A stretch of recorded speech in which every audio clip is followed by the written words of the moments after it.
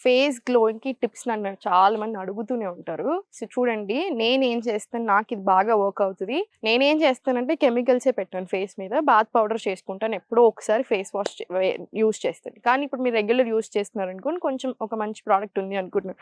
Use చేయండి పర్వాలేదు. కానీ ఒకటేసారి పెట్టండి. మిగతా అంతా ఫస్ట్ మార్నింగ్ లేవగానే ఫస్ట్ కళ్ళ మీద వాటర్ చల్లుకోండి. తర్వాత నార్మల్ రూమ్ టెంపరేచర్ వాటర్ తోటి ఫేస్ అంతా నీట్‌గా ఒకసారి వాష్ చేసుకోండి. సేమ్ ఇలానే 3-4 టైమ్స్ డేలో బాగా రిపీట్ చేస్తుండండి. మనకేంటంటే ఐస్ రిలాక్స్ అవుతాయి.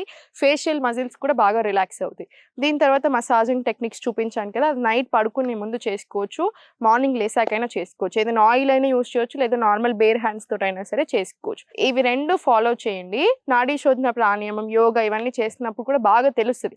కానీ ఈ ప్రాణాయామం చేసి ఈ టెక్నిక్స్ తీసుకుంటున్నప్పుడు ఏంటంటే వెంటనే తెలిసిపోతది. ఏదైనా ఈవెంట్ ఉన్నప్పుడు ఇది కంపల్సరీ ఫాలో చేసి చూడండి. జస్ట్ మసాజింగ్ అని మీకు 2 డేస్‌లోనే డిఫరెన్స్ తెలియడం స్టార్ట్ అయిపోతది.